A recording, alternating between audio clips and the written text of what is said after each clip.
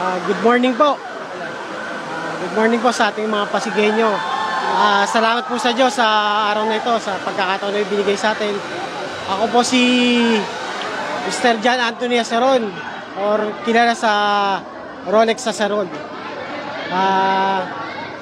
Nagpahid po ako ng candidacy for Kagawad sa Barangay San Miguel. Ano po ang nag-inspire sa inyo upang kayo ay tumakbo bilang Barangay Kagawad?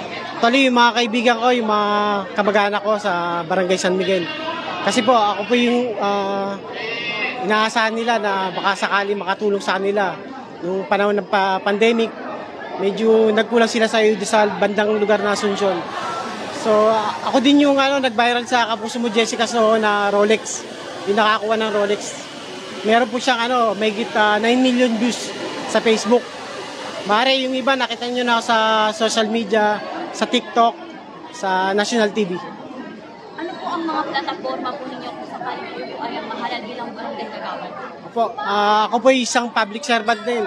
Nagtrabaho tayo sa National Police Commission as a security. So, porte ko yung mga sa seguridad. Bala ko pong kahawakan na committee is yung peace and order. So, bala ko sumama at least once a week, twice a week. Magigit kami sa Barangay San Miguel kasi pansin ko parang medyo mahina na yung nagrurubing ng mga barangay tanod. Maaari, pwede ako sumama. Sir, short na story doon sa kwento nyo, no? Paano kayo nakapulot ng Rolex? Bali nakakuha ko ng Rolex na mga relo. Actually, Sandusena yun eh. Dinala ko lang sa Pilipinas, bala kong palagyan ng baterya dito sa Pasig. Tapos eventually nakita ko yung iba umaandar. Tapos try kong message si Ma'am Jessica. Ma'am, baka parang legit yata itong Rolex kasi may bumibili sa akin ng ganitong mahal. Kaya pina-verify ko sa kanila, tapos kinontak nila ako. Ano yung nadampot nila? Opo, galing po sa basura yun. Bali, pinalinis sa amin.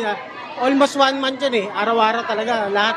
Sabi nung may-ari, kung ano gusto nyo uwi nyo na. Kasi tatapon din naman eh. So yun, may basbas naman na may-ari, tapos pinapakain nyo kami. Saan yun? Sa Japan po. Ano yun? Total man, magkano yun? Yung starting price sa Rolex sa 300 minimum po sa auction. So, independent kayo, no? May mga 3-4 na tumatakbo ng kapitan sa inyo. Kung sakali sino ang gusto nyo suporta?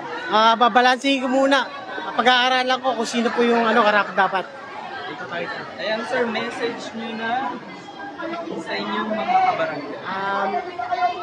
Mga kabarangay San Miguel, kung kayo po ay medyo nahihirapang bumoto, isipin nyo lang po yung Rolex. Yun lang po. Salamat po sa Diyos. Tapat ka. Opo. Kayo na pong bahala. Salamat po sa Diyos. Maraming salamat sir. Rolex Aceron.